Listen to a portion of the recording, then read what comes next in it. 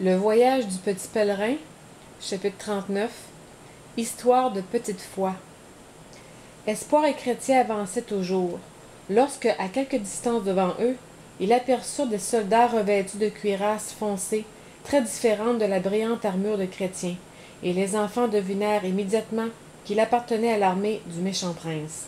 « Crois-tu qu'ils essaieront de nous faire du mal? » demanda Espoir. « Je ne sais pas, répondit Chrétien. Tous deux avaient grand peur, pourtant, ils continuèrent à marcher d'un pas ferme. Quand les soldats furent plus près, les garçons virent qu'il encadrait un prisonnier et que celui-ci était un pèlerin du roi. On le reconnaissait à ses vêtements. Les gardes l'obligeaient à marcher rapidement et ne firent aucune attention à Espoir et à Chrétien en les dépassant. L'homme baissait la tête, il avait honte d'être vu par les enfants. Autrefois, oui, autrefois, il avait aimé le roi et voyagé presque jusqu'aux portes de la céleste cité.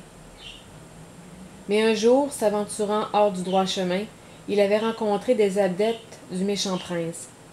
Ces gens s'étaient montrés très aimables pour lui. Resté avec eux, il avait petit à petit oublié son roi et perdu l'habitude de lui obéir. Son éclatante armure s'était rouillée, ses vêtements usés, il avait égaré son rouleau. En un mot, personne n'aurait pu deviner que jadis il avait servi le roi. Un jour vint cependant où quelque chose lui rappela la céleste cité. Il se prit à regretter sa conduite et à se demander si le roi la lui pardonnerait. Quittant ses compagnons, il essaya de retrouver le chemin du roi. Mais le méchant prince, apprenant son départ, envoya immédiatement une patrouille à sa recherche. L'infortuné pèlerin tira son épée pour se défendre. Hélas, son arme émoussée ne lui servit à rien. Les hommes le lièrent de chaînes et maintenant, ils le refoulaient vers le pays du méchant prince.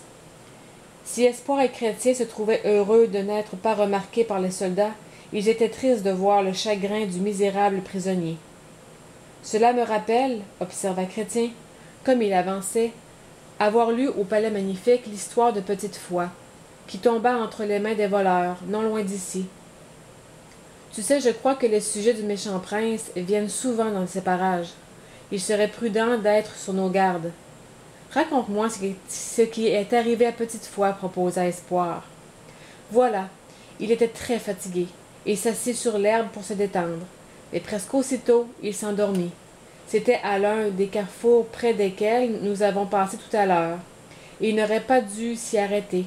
3 garçons qui jouaient par là, le voyant assoupi, trouvèrent l'occasion bonne pour lui voler ses biens.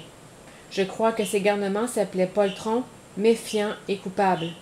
Au moment où ils se jetèrent sur lui, Petite Foi se réveilla, mais il n'eut pas le temps de saisir son épée. Il fut renversé par terre, cruellement battu. Puis les vauriens s'emparèrent de l'argent qu'il avait dans ses poches. Il l'aurait peut-être tué s'il n'avait pas cru entendre venir quelqu'un.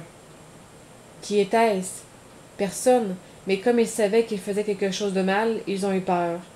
Il y a dans ces environs un joli village, Ferme Assurance, dans lequel habite, un des capitaines du roi. Ces garçons ne se figurèrent qu'il avait été vu et se sauvèrent à toutes jambes. Et Petite Foi, qu'est-il devenu? Lui avait-on fait du mal?